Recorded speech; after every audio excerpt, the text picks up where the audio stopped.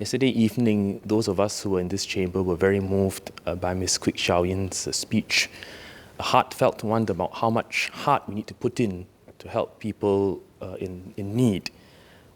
As I reflected through the night, I thought I'd like to clarify with her, in respect of the divorcee she mentioned with 2 children earning 1,006, seeking rental housing and other forms of social support.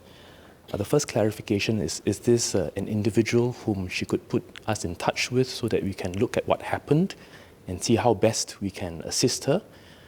Even as cases do fall through the cracks, it's important for us as a public service to make sure we pick up all these cases and assist them.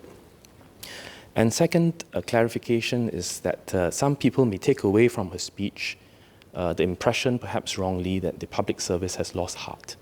I'm asking for this clarification on behalf of the officers who work at the rental department, the social support officers, the family service centres, and the many other social service agencies across the public service who are Singaporeans and who care. Thank you. I want to thank the SMS for his care.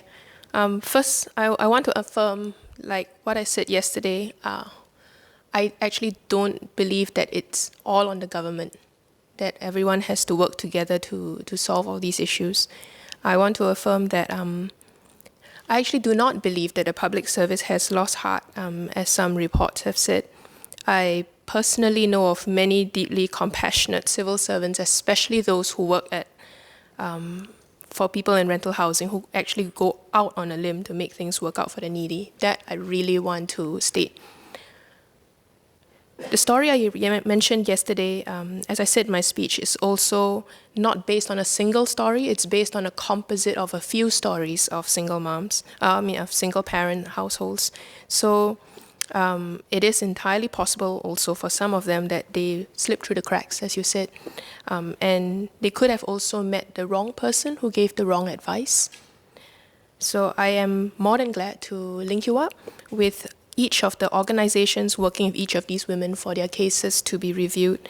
I would also like to take the opportunity to state that I am also aware that for some, they don't actually look for help because they believe mistakenly that nobody cares about them in the civil service, and I think that's a mistake because that stops them from actually getting their needs met.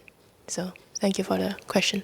First, let me thank members for their views and their strong support for the work of our public officers.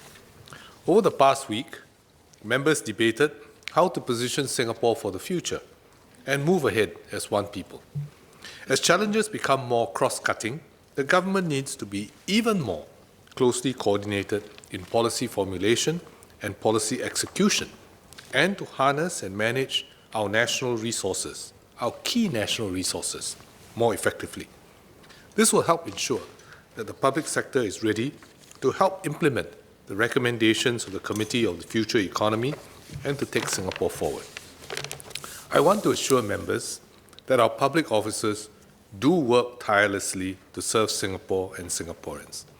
There are many examples of exemplary public officers who go the extra mile to help those with particular needs or are in distress, from HDB, LTA, WDA, the SSOs, that whole alphabet soup, as Mr. Sia referred to. Indeed, we recognize such officers each year to encourage everyone in the public service to follow their example. However, no system is perfect, and we are constantly striving to do better.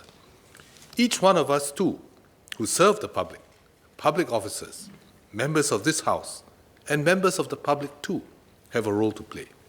So each year, we also recognize members of the public who have contributed to making our public services more responsive and empathetic. Madam Chairperson, while our public officers at all levels work quietly and tirelessly and do not seek praise, a little encouragement does help. I take the points raised by members of this House in a positive spirit for improvement.